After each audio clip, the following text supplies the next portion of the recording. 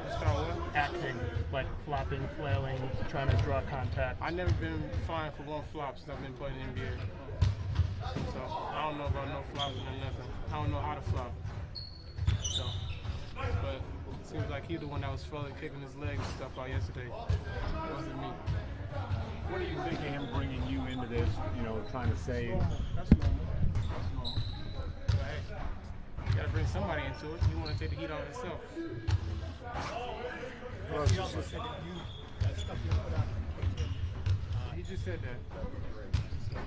Russ, is this kind of maybe evidence that when you get deep in a series, hotly contested, two really good teams, that after a while there's a certain kind of, people get grumpy about playing one another? I mean, yeah. I mean, she started series off grumpy. I mean, I don't have no friends. We going out this time of year on the court. One friend is that's the basketball. That's it. Everybody else.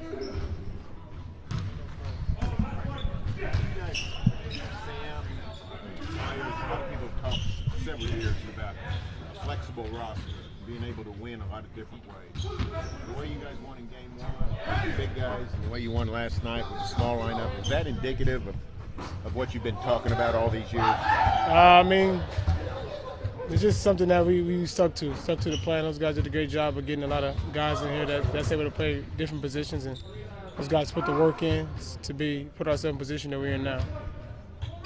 What was your reaction when you found out you were going to be inducted to the Oklahoma Hall of Fame? I can't. Something. What happened? Oklahoma Hall of Fame.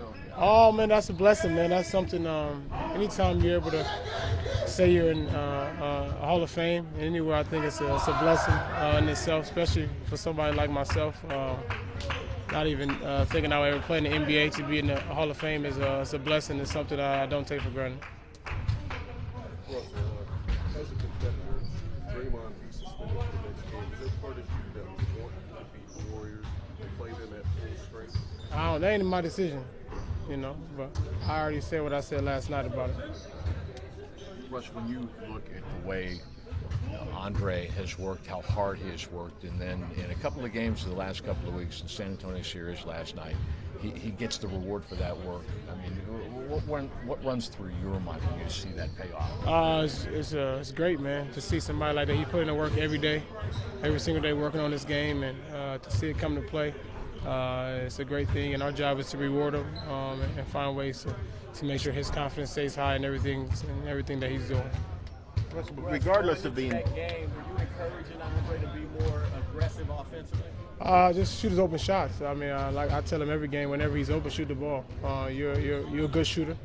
They gonna give you open shots, take it, attack the basket. He's athletic enough to do that and play off his defense, and that's what he did yesterday.